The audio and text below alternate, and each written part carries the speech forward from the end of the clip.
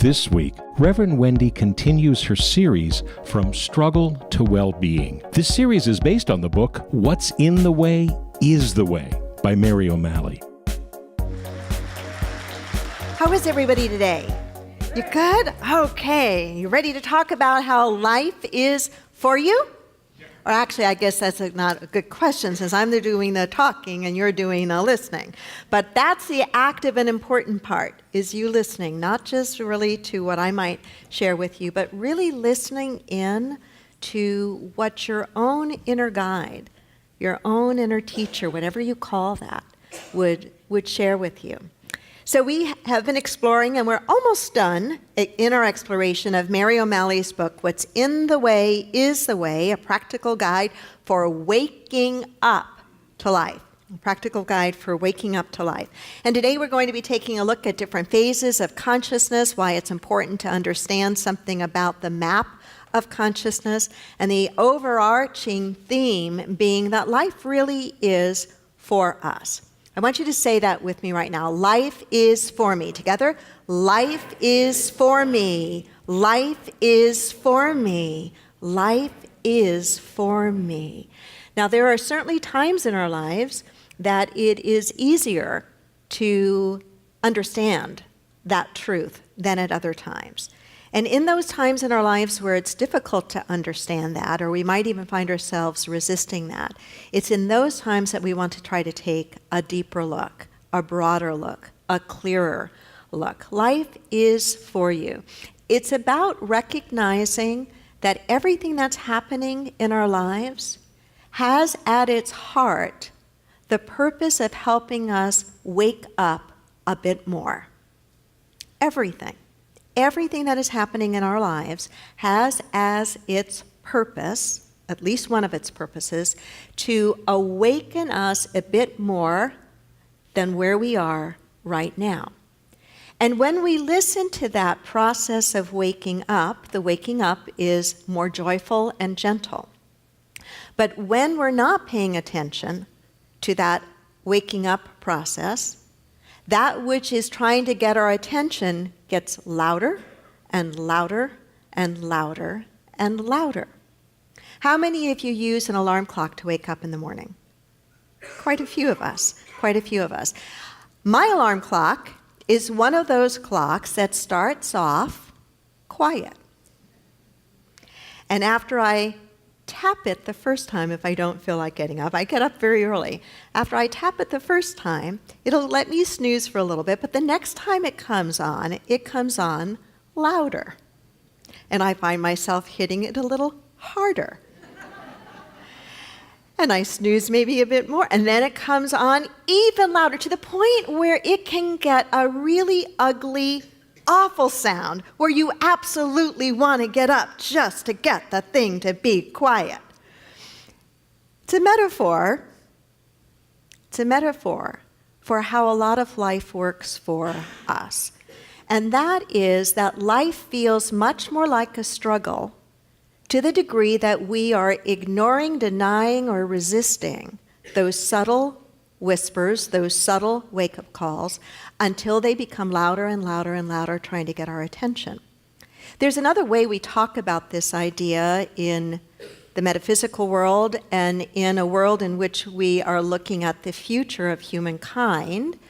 We call them evolutionary drivers. So this wake-up process happens on different levels. This wake-up process is meant to happen individually, but it also is about waking up collectively, waking up as a society.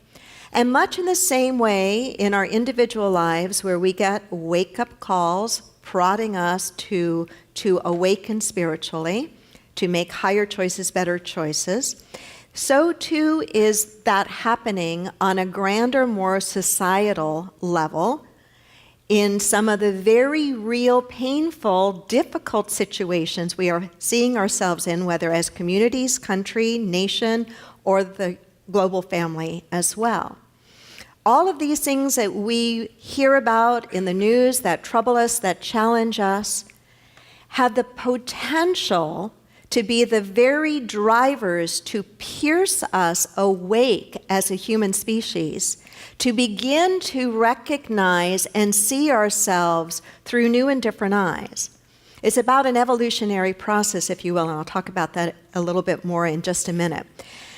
As I was getting dressed this morning and looking over some of my notes and thinking about some of my thoughts, I was reminded of a verse from the book of Romans, in which it says, "And we know all things work together for good, all things work together for good for those who love God and are called according to his purpose." All things work together for good to those who love God and are called according to his purpose. That's a rich teaching there, meant to really be understood and really to be unpacked. All things work together for good. That's not saying all things are good. There are plenty of things we can point to in the world that are wrong and are not good. But what the teaching is that even those things, all things, work together for good to those who love God and are called according to his purpose. What does that mean? For those who love God. To me, to love God is to love the principle, to love the presence, to love the infinite wisdom within each and every one of us, the very presence and power of life itself.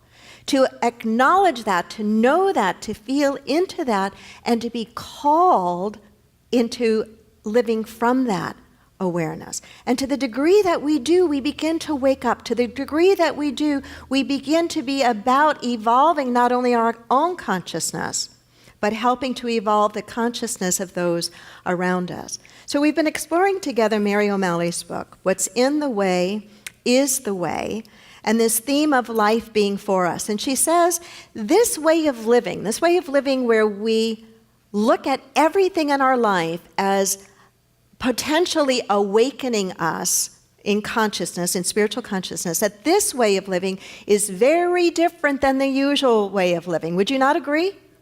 It's very different than the usual way of living. She says most folks live from the belief that life is something that is happening to them and it needs to be controlled, fixed, or changed. And then she challenges us and says, but can you imagine living in a different way? Can you imagine a life where you're not resisting life, the energy of life, but you are trusting the process of life itself? You are understanding the wisdom of life itself. You are understanding that life is conspiring to awaken you and everybody else.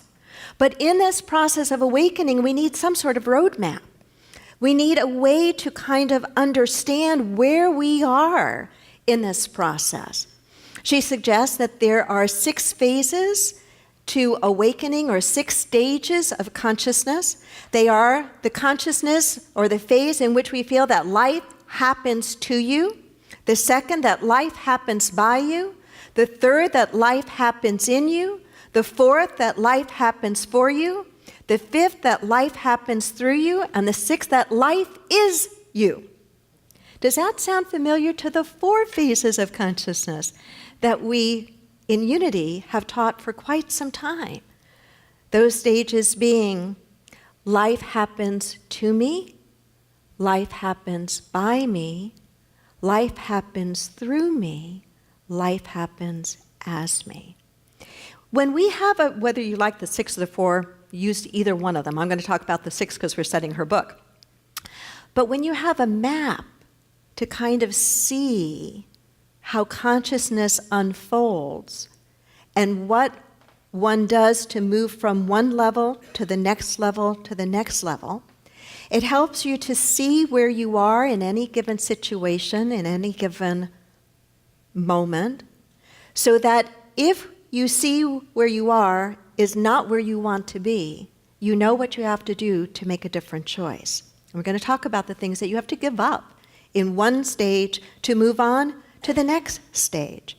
So these first 2, another thing about the stages of consciousness that's important to realize is they are not like black and white, start and stop.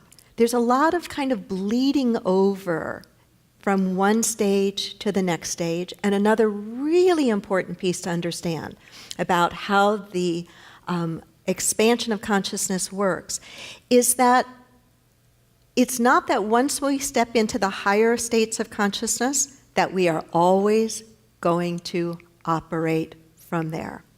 How many of you have had a peak moment of awareness and awakening in your life where you just, boy, a lot of hands, wonderful, where you just know that you know and all of these spiritual ideas have just clicked? And then have you had a moment that maybe happened not too long after that moment where you fell right back asleep? Maybe your computer stopped working, or maybe you were stuck in traffic, or maybe you just got really disappointing news, and it's like, how could I have gone from there to here? So these stages of consciousness are not permanent.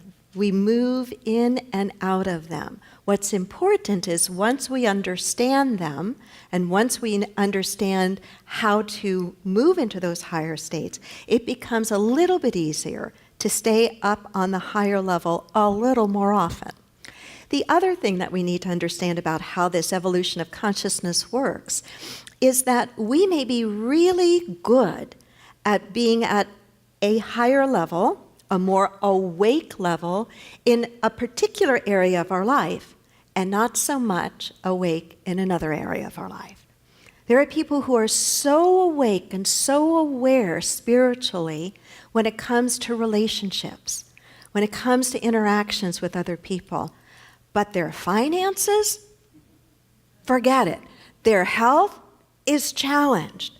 Other aspects of their life aren't working. And then there are those who are highly evolved in consciousness when it comes to the physical state of well-being.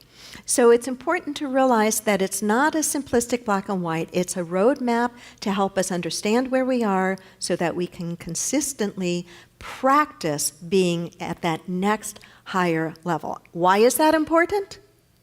It's important for our own growth and development, and it's also important for what the second part of our mission statement is about. Because we are here not only to work on ourselves and transform our lives, but we are really here to help facilitate that happening all around us. Does that make sense? Okay, so Mary O'Malley says that there are these 6 phases. She says that the first 2 phases, the phases that life is happening to you and life is happening by you, that these 2 phases of consciousness are phases in which we tend to be much more outer directed.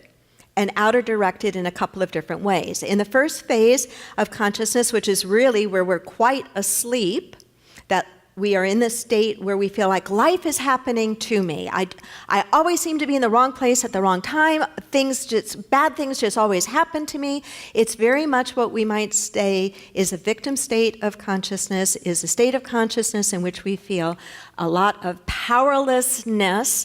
And it's a state of consciousness where we tend to be outer directed in that we are looking outside of ourselves and we are very much either denying what is transpiring in our lives, or we are blaming somebody else, something else, government, whatever. In order to move from that stage of consciousness to the stage of consciousness that we would call life is happening by me, I've got to give up a couple of things. What do you think I have to give up? I have to give up blame. I have to give up blame. I have to give up blame. I have to give up shame. That means when I give those things up, I begin to accept responsibility. I begin to step into a sense of awareness. It's not complete awareness, but it's more awake than the state in which I'm feeling as if I'm powerless and life is just happening to me. In that second stage of life is happening by us, the first time we step into that, it's a wonderful feeling. It's a wonderful feeling. We begin to feel like we are co-creating our life experience, that we are able to make a difference. We're able to bring about change. We're able to manifest. In fact, in some teachings, it's called the manifester consciousness. However, run amok or not allowed to grow and to continue to expand, this state of consciousness can very quickly and easily come into a state in which we are exercising tremendous willfulness. The ego is just enormous.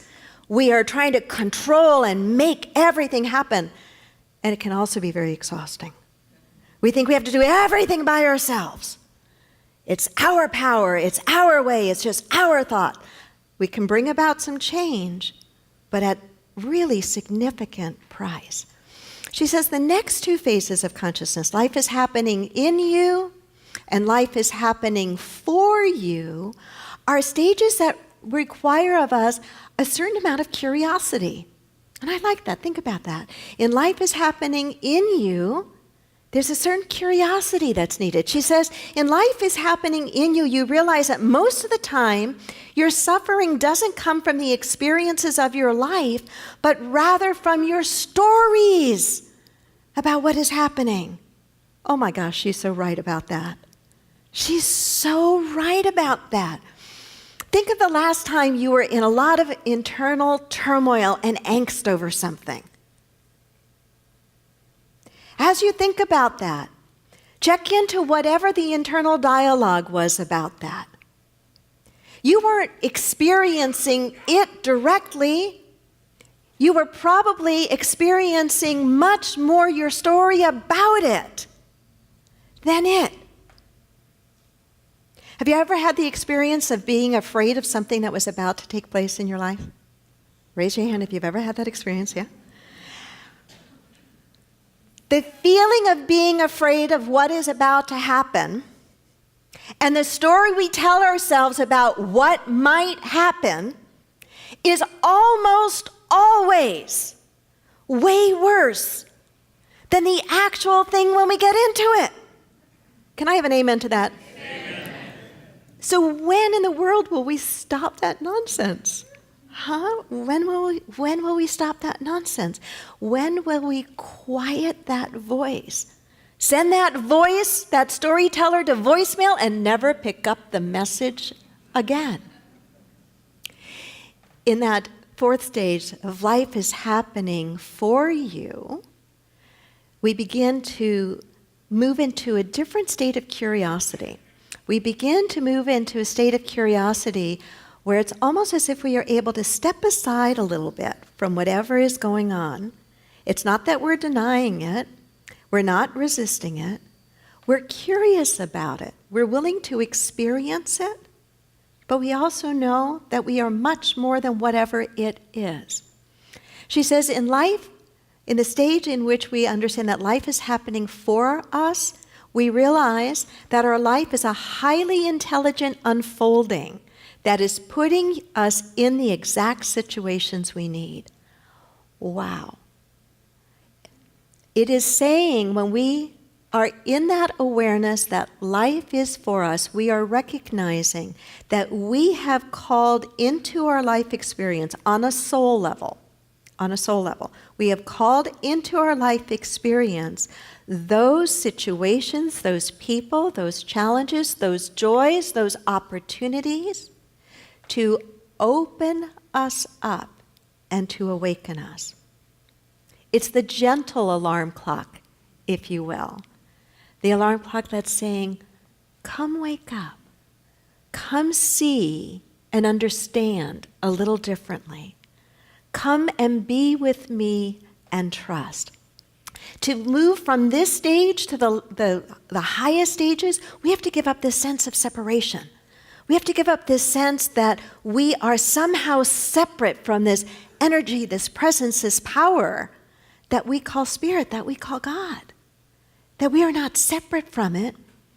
Paul said, we live, move, and have our being in it. It lives, moves, and has being. It lives, moves, and has expression in and through us. In these stages where we are awakening to the realization that life is happening through us, and life is happening as us, or life is us, that sense of separation just begins to drop. We begin to experience life directly. We begin to drop the kinds of judgments that are based on the level of appearance so that we can really understand what is at work and where and how we are being invited to step and to grow. In her book, Mary often uses the statement, that life is trustable. That life is trustable. She's not referring to life on the simplistic level. Whenever she writes life is trustable, it's always with the capital L. Life is trustable. It's another way we might substitute the word the universe. The divine intelligence is trustable. It is pointing to the idea that there is something operative in the universe that moves through us to the extent that we are open to it and aware of it, that is trustable, that is intelligent, that is informed. And when we understand that and we yield to that, our life will work so much better. How do we know that there is that I'm talking about that exists, that there is this intelligence, that there is this wisdom that is attempting to move through each and every one of us? How do we know that? Well, one of the things we can look at is a very real and measurable phenomenon of evolution on a physical level. We know that all species that exist today have evolved from earlier versions of itself, successfully evolved, or that they wouldn't be here today, right? They had to evolve based on the environment that they found themselves in, the threats, the challenges, and so forth. But what is also true is we are evolving as well. And I don't just mean you and myself as individuals, I mean us as a human family.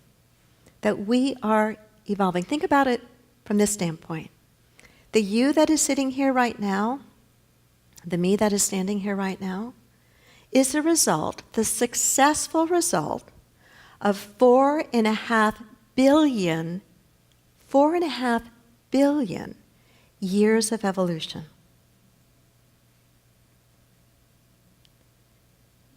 4.5 billion years of evolution. The world that I think you and I want to co-create together, the world that I think you and I want to live in, a world that is more loving, that is more peace-filled, that is more kind and just, that world is not going to happen if we remain at the level of consciousness that we are in right now. That deserves an amen. It is only going to happen as we do what we can within ourselves to evolve our own consciousness. In the same way that our physical being has been evolving, we must work at the level of evolving our consciousness. And we actually can do that, and I believe that we are doing that. Evolution is a very slow process. Have you noticed that? A very slow process. But that should not ever be the reason that we stop. What's that saying that speaks of the idea of abundance and prosperity?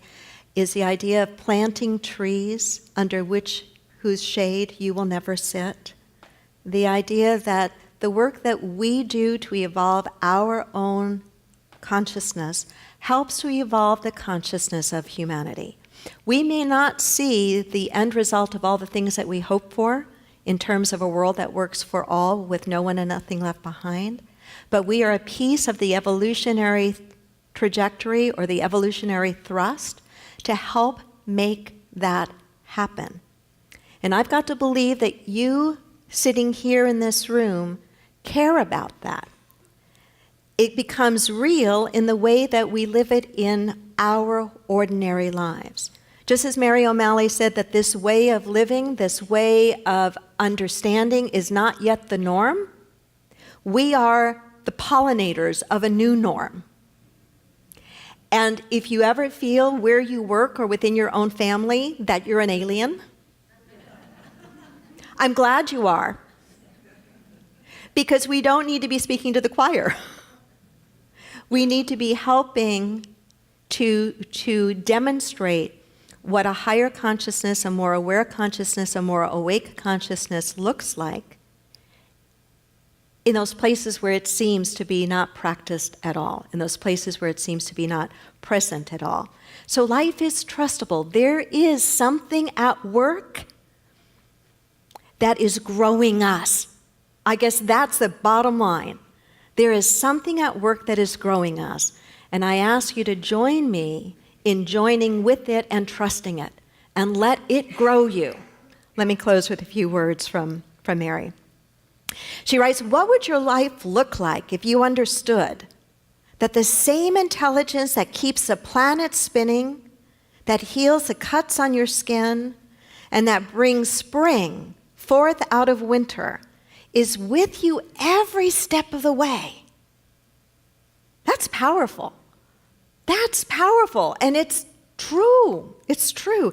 Can you open to the possibility that this creative intelligence is weaving your life out of the primal opposites of dark and light, and it is giving you exactly what you need in order to evolve from unconsciousness to consciousness?